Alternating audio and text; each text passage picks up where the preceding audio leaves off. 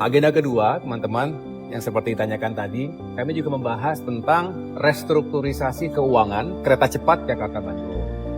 Ya, mohon bersabar karena memang kami juga terus mencari solusi yang terbaik. Ya, terkait dengan pembangunan infrastruktur di seluruh wilayah Indonesia ini kan perlu dukungan anggaran.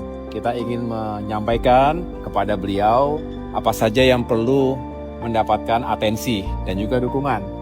Baik itu yang sifatnya high profile project yang berskala besar, bisa dikatakan terkait dengan konektivitas, termasuk juga infrastruktur dasar yang memang membutuhkan anggaran yang besar. Tentu skemanya bukan hanya semua dari APBN, tapi juga dari kerjasama dengan badan usaha, termasuk juga kita ingin menghadirkan investasi. Nah, tapi juga yang tidak kalah penting tentunya kami akan mendiskusikan terkait dengan penanganan bencana alam di Sumatera. Kita tahu bahwa Satgas sudah terbentuk dan di masa rehabilitasi dan rekonstruksi pasca bencana ini, maka peran infrastruktur itu menjadi dominan.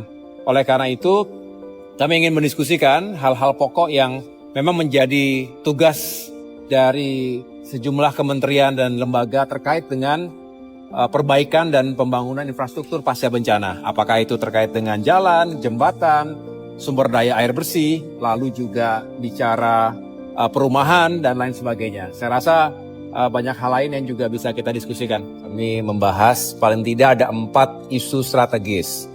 Yang pertama tentang penanganan rehabilitasi dan rekonstruksi bencana di Sumatera, Aceh, Sumut maupun Sumbar. Agenda kedua, teman-teman, yang seperti ditanyakan tadi, kami juga membahas tentang restrukturisasi keuangan kereta cepat Jakarta Bandung. Ya, mohon bersabar karena memang kami juga terus mencari solusi yang terbaik. Nah, yang ketiga, kami juga membahas tentang proteksi pantai utara Jawa. Dan yang terakhir, agenda keempat yang kami angkat juga terkait dengan pembangunan perumahan rakyat. Ya, kita ingin memastikan semakin banyak masyarakat yang terutama berpenghasilan rendah ini memiliki akses untuk mendapatkan atau memiliki rumah yang juga layak. Nah, selebihnya saya berdiskusi tadi dan saling mendengarkan satu sama lain. Intinya Bapak Menkyu telah memberikan ruang komunikasi dan koordinasi yang baik. Pada prinsipnya beliau sepakat untuk mendorong proyek-proyek infrastruktur besar yang penting, yang urgent. Apakah itu bencana, apakah itu untuk konektivitas, termasuk juga proteksi pantura dan perumahan rakyat. Dan selebihnya beliau juga mengingatkan kepada kita untuk terus cek lapangan agar sekali lagi anggaran sepeser satu rupiah pun itu benar-benar bisa dipertanggungjawabkan secara akuntabel.